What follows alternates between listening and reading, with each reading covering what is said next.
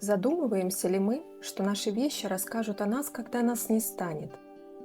Я обожаю гулять по блошиным рынкам и антикварным лавкам. Здесь каждая вещь– это чья-то история, а я словно археолог чужой памяти. Вот потертая серебряная ложка, возможно, она помнит вкус праздничных пирогов семьи, которой больше нет. А вот пивная кружка, которая, возможно, была свидетелем празднования чьих-то побед или принятия поражений. Все эти вещи немые свидетели чьей-то жизни. Все они прожили дольше их владельцев. Они могли хранить память, а могли ранить воспоминаниями, и от них отказывались. Они продлевали чье-то «я» вечности или показывали тщеславие своих владельцев.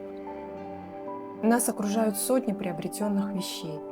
Какие-то мы создаем сами. А что они знают о нас? Поразмышляю над этим, как всегда, через картины. Большинство знакомы с Германом Гессе как с талантливым писателем. Уверена, что многие слышали о его великих глубоких романах «Степной волк» или «Сиддхартха». Но Гессе был еще и художником. И именно в его комнату, написанную им, мне хочется заглянуть.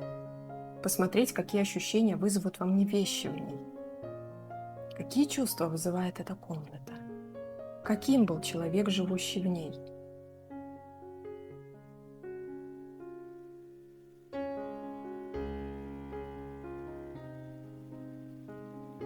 Первое ощущение, которое у меня возникает, эта комната напоминает место отшельника, человека в поиске смыслов и тишины. Место, куда можно сбежать от внешней суеты и заняться творчеством. Теплые тона, мягкий свет, закрытое занавеской окно создают ощущение уюта, камерности и тепла. В этой комнате словно все стоит на своих местах, порядок и чистота. Если где-то в его жизни и был хаос, то в этой комнате он все контролировал.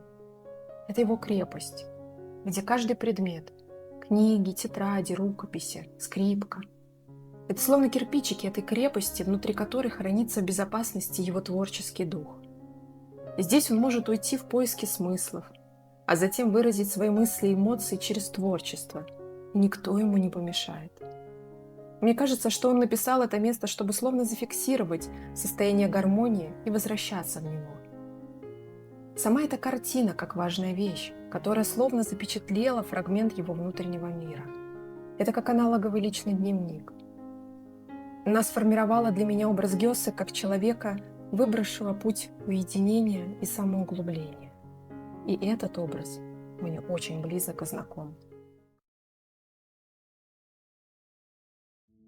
Иногда вещи выражают не только память о важном, как запись в дневнике, но могут стать и манифестом. Думая об этом, я сразу вспоминаю известную картину фламандского живописца Яна ван Эйка «Портрет Читы Арнольфини». Именно в этом парадном портрете я лучше всего вижу признаки такого манифеста. Что в этой картине говорит о желании оставить след в вечности, о величии или превосходстве?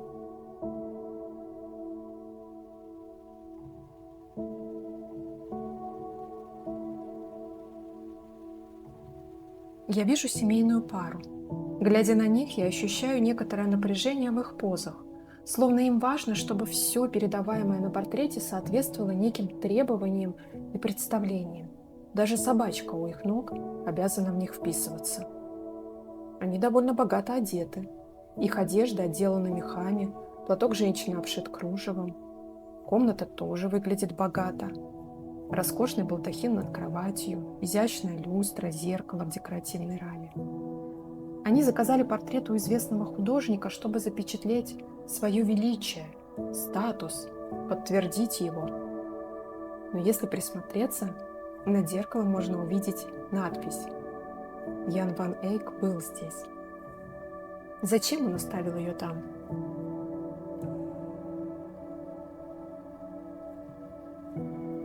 Я думаю, он обозначил свое присутствие как свидетеля момента.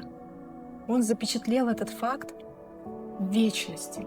Я не чувствую в этом тщеславия. Напротив, мне кажется, что за этим может стоять желание словно подтвердить подлинность момента. Ведь фотографий не было, и он осознавал, что его работа станет подтверждением чего-то значимого для жизни этих людей. Возможно, он хотел вызвать больше доверия к изображению, чтобы зрители могли верить в то, что история здесь правдива. А какие вещи в моей жизни оставят правдивую историю обо мне? Пока оставлю этот вопрос без ответа.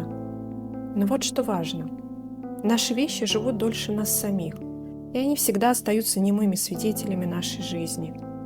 Каждый раз, выбирая, что беречь, создавать или любить, мы словно пишем письмо о себе в будущее, какими мы хотим остаться в памяти мира. Поэтому, возможно, стоит задуматься о том, насколько наши вещи отражают нас самих.